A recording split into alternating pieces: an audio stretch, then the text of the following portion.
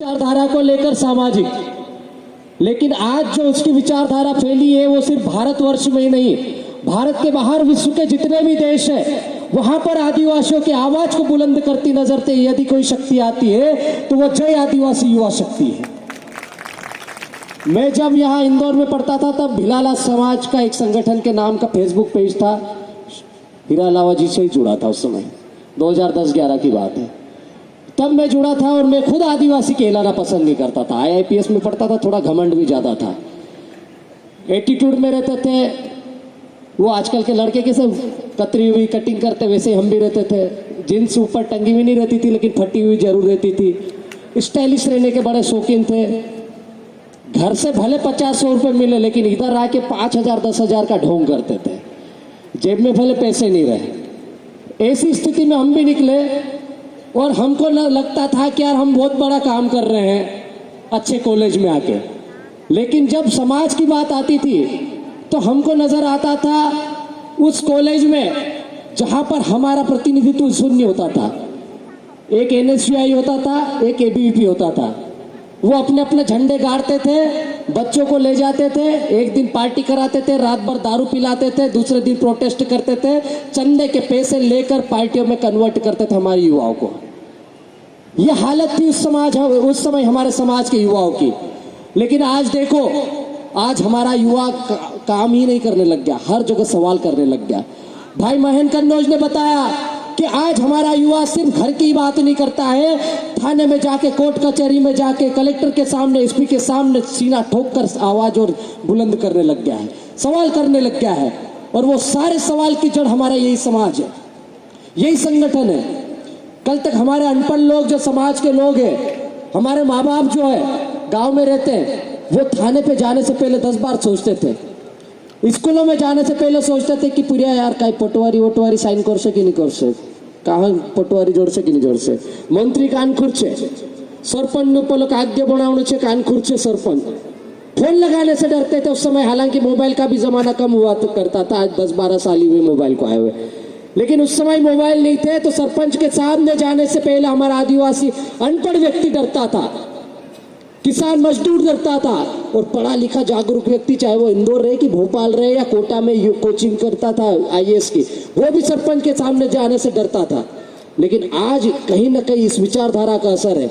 यदि मेरे अंदर मान सम्मान स्वाभिमान जागा है, यदि मैं आज जय आदिवासी बोल रहा हूँ, मैं आज लाल पगड़ी पहन रहा हूँ, पीला गमछा डाल रहा हूँ, सफेद गमछा डाल रहा है, कोई पीला गमछा डाल रहा है, कोई पीले झंडे लेकर घूम रहा है, कोई नीले झंडे लेकर घूम रहा है, कोई सफेद झंडे लेकर घूम रहा है, ऐसे हजारों झंडों के साथ में, ऐसे हजारों संगठनों के साथ में, ऐसे हजारों मंचों के बीच में यदि कोई लड़ने वाला व्यक्ति पैदा हुआ है तो इसी विचारधारा के माध्यम से निकला है। और उसका सबका क्रेडिट किसी एक व्यक्ति को नहीं जाता है, यहाँ पर बैठने वाला उस हर शख्स को जाता है, उस हर महिला को जाता है, उस हर बेरोजगार बच्चे को जाता है, उस मजदूर को जाता है, उस किसान को जाता है, उस अधिकारी कर्मचारी को भी जाता है, और उन जनप्रतिनिधि को भी जाता है जिन्होंने समाज के लिए आवाज बुलंद की और समाज को एक मंच देने की कोशिश की।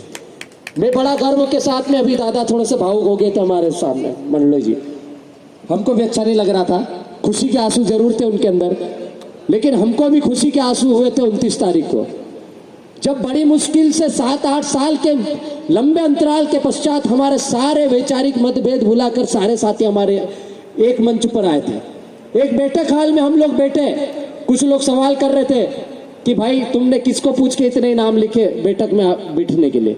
तो हमने कहा भाई झगड़ा तो 2 भाई के बीच में है, हम लोग चौराहे पे जाके क्यों सोल्व करें। तो हमने सोचा कमरे के अंदर हो, आए सब लोग, लेकिन शॉर्ट लिस्ट किया, भैया से भी नाम लिए, उधर से भी लिए, कुछ हमारी तरफ से नाम दिए, ऐसे करके ना हमने 17-18 नाम लिए, फिर 24 हुए, 24 से 28 हो गए, 30 लोग बैठे। बढ़िया गर्मा गर्मी वाला माहौल भी बना थोड़ी देर के लिए, उंगली भी खड़ी हुई, लेकिन किसी ने किसी को झापट नहीं मारी, किसी ने किसी को गाली नहीं दी, सबके अंदर भड़ास थी, सबके अंदर सवाल थे, सब ने जायज सवाल किए, सब ने एक सुर में जब घर से बाहर निकले, उस हॉल से बाहर निकले, तो ऐसा लग रहा था कि ओहो जैसे कहीं संपूर्ण एनर्जी का विस्तार हो गया। पूरी एनर्जी के साथ में जब विक्रम अचाल्या दादा और हीरा अलावा जी और जितने भी हमारे फाउंडर मेंबर एक साथ में गले में हाथ डालकर निकल रहे थे, लड़कों में जो बाहर गुटबाजी कर रहे थे, कहीं अंदर सवाल लेकर बैठे थे वो फटाके लेके बेचारे बाहर बैठे थे, सूरज भाई जैसे लोग। हम इधर बाइट नहीं दे पा रहे, वीडियो नहीं कर पा रहे, उधर फटाके फूट रहे थे। और उस मीटिंग पर नजर सिर्फ भारत सरकार की ही नहीं थी, विश्व के संपूर्ण आदिवासी समाज को थी। सब लोग सोच रहे थे कि ये जयेश जो RSS 100 साल को हुआ, 100 साल का हो गया, उसको 10 साल में टक्कर देने वाला यदि कोई संगठन बना था तो वो जयेश था। और उस जयेश ने 10 साल के विचारधारा में जो कायाकल्प किया समाज के लिए, जो बीड़ा उठाया पढ़े लिखे नौजवान युवाओं ने, उसको एक दिशा देने का संकल्प था उस बैठक हाल से। और हम लोग वो निकले, एक संकल्प लेके निकले कि यहाँ से जाने के बाद में 10 बैठक और होगी।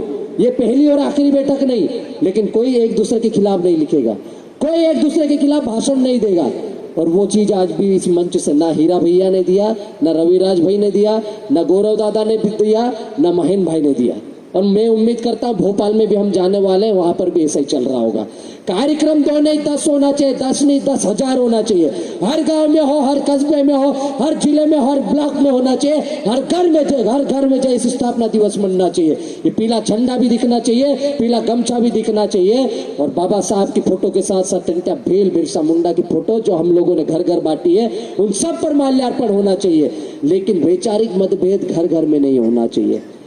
हमारे घर में 2 भाई होते हैं, यदि एक माँ के जने 2 भाई भी होते हैं तो थोड़े दिनों पश्चात बंटवारा हो जाता है, थोड़ा बहुत झगड़ा भी हो जाता है। उसका कारण कई बार महिलाएं भी होती है, कई बार गांव का पटेल भी होता है, गांव का चौकीदार भी होता है, और सबसे ज्यादा पड़ोसी होता है। तो डॉक्टर साहब अभी बता के गए हैं कि किसकी जरूरत नहीं है हमको।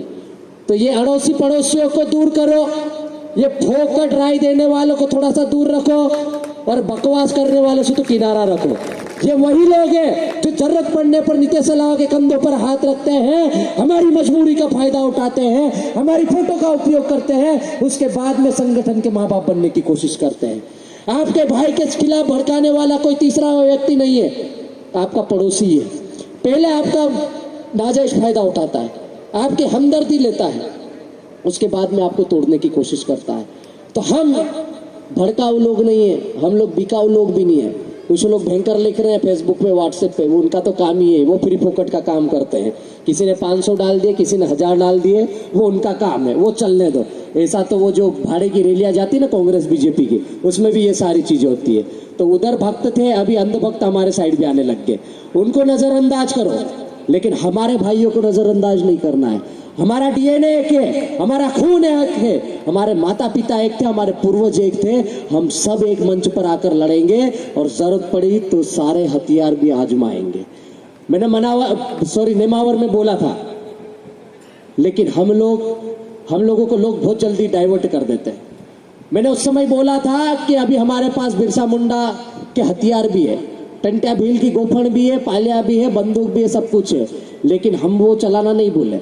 हम लोगों ने घर में रखे हैं, लेकिन हम बाबा साहब को मानने वाले लोग हैं, इस देश के लोकतंत्र पर भरोसा करने वाले लोग हैं, इस देश के संविधान को मानने वाले लोग हैं। इसलिए इनकी जरूरत नहीं है, वर्तमान में हमको कलम की जरूरत है। और बाबा साहब का एक इशारा, एक उंगली बहुत काफी है। भाई साहब बोल के गए हैं कि आपको किस जगह जाना है, आपको सदन में घुसना पड़ेगा।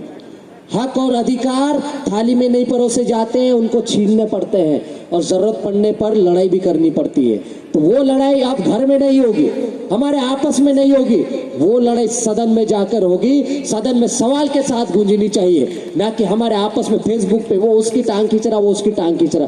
भाई टांग खींचना बंद करो, हाथ खींचना चालू करो। जिस दिन आप एक दूसरे का हाथ खींचना चालू कर दोगे, उस दिन आपका एक बड़ा भाई वहां बैठेगा सर्वोच्च पद पर। अभी पूर्व वक्ता बोल के गए, भाई महामहिम राष्ट्रपति आज से 75 साल पहले क्यों नहीं बने? आजादी को हुए 73-74 साल हो गए, संविधान को लागू हुए 73 साल हो गए, लेकिन क्या हाल है? आदिवासियों की स्थिति वैसी है। आज भी हमारे आदिवासियों के बारे में कोई बात करना पसंद नहीं करता, लेकिन जयस नहीं होता तो मुझे नहीं लगता कि आदिवासी महामहिम राष्ट्रपति महोदया होती।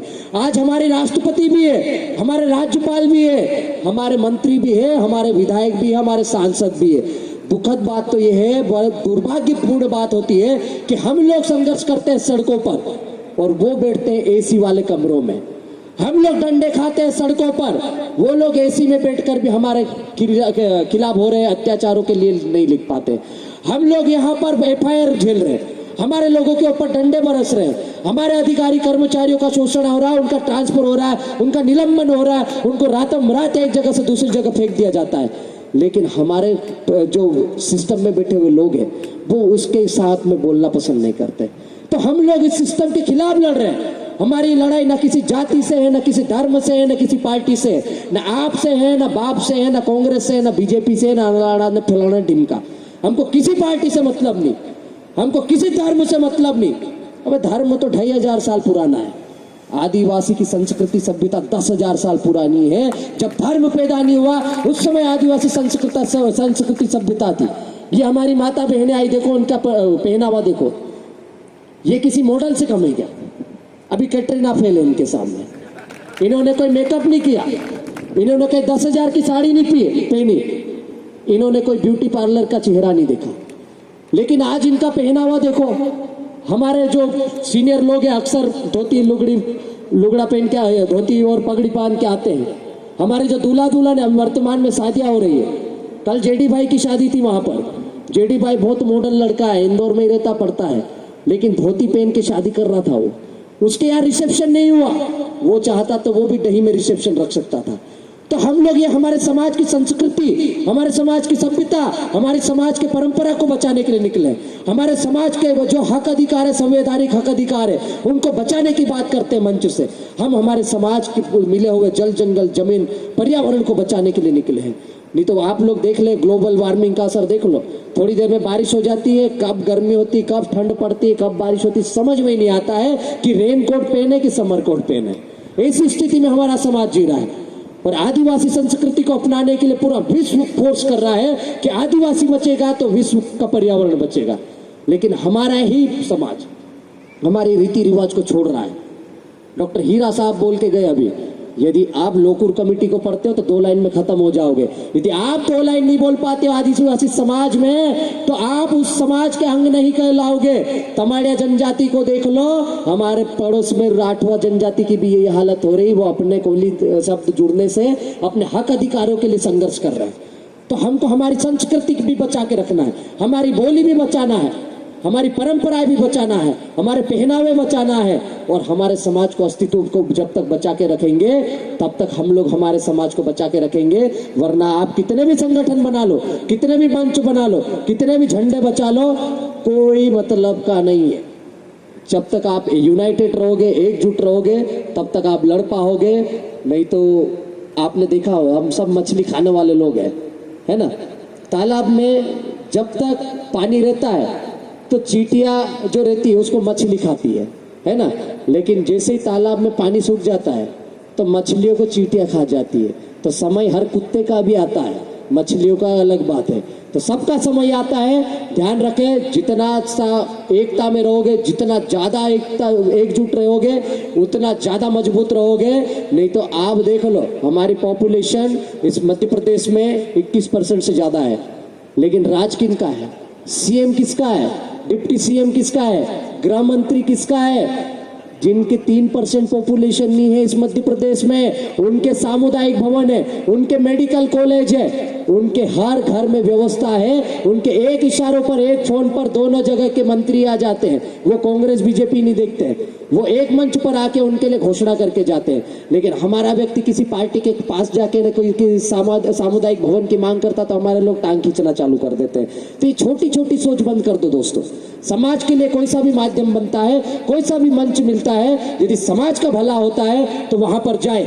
यदि आपको राजनीति करना है तो राजनीति में भी जाए, क्योंकि राजनीति ऐसा विकल्प है जहां पर जाके आपके समाज के विकास के मॉडल का निर्माण होता है। नहीं तो हम लोग यहाँ धरने प्रदर्शन करते रहेंगे और उधर कानून बनते रहेंगे, और यहाँ हम डंडे खाते रहेंगे, उधर से पुलिस फोर्स आएगी और हमको जेल में डालेगी। बाकी आप सभी जानते हो कि मध्य प्रदेश में सर्वाधिक जेलों में ठूसने वाले लोग किनके हैं, सर्वाधिक एफआईआर किसके ऊपर होती है, सर्वाधिक शोषित पीड़ित लोग कौन है। तो इस व्यवस्था को बदलने के लिए काम करने की जरूरत है। हमारे समाज को सशक्त बनाने की जरूरत है। हमारे समाज के लिए एक ठोस व्यवस्था निर्माण करने की जरूरत है। उसको सामाजिक रूप से, आर्थिक रूप से, राजनीतिक रूप से मजबूत करने की जरूरत है। और ये संकल्प यहाँ से लेकर यदि नहीं जाते हो तो जयंती स्थापना दिवस का कोई महत्व नहीं है। इस संकल्प को आपके दिमाग में लेके जाना पड़ेगा। कसम खा के जाए इस मंच के माध्यम से, इस मंच से, कि हम हमारे समाज के लिए दृढ़ संकल्प लेकर जाएंगे, संकल्पित रहेंगे कि हम हमारे समाज के लिए जितना भी करेंगे समाज के लिए करेंगे, उसको सशक्त बनाएंगे, चाहे वो राजनीतिक रूप से हो, आर्थिक रूप से हो और सामाजिक रूप से। तो आपने मुझे समय दिया, उसके लिए बहुत बहुत धन्यवाद। बहुत सारे वक्ता है, उनको आपको सुनना है, बातें खत्म नहीं हुई, क्योंकि बहुत सारे पूर्व वक्ताओं ने बहुत सारी बातें बोल दी थी। तो मेरा जो जितना बोलना था, मेरे अंदर जितने विचार थे, ये भाषण नहीं था, आप दोस्तों के साथ में, आप समाजजनों के साथ में बस विचारों का आदान प्रदान था। तो इसे मेरा आदेश समझे, निवेदन समझे, या समाज के लिए अनुशासन में बांधने की एक पहल समझे। यदि आप यहाँ से इसको लेकर जाते हो और इसका 1% भी पालन करते हो तो निश्चित रूप से मैं आपका आभारी रहूंगा। आपने मुझे सुना, उसके लिए बहुत बहुत धन्यवाद। जोहार, जिंदाबाद, इनकलाब जिंदाबाद।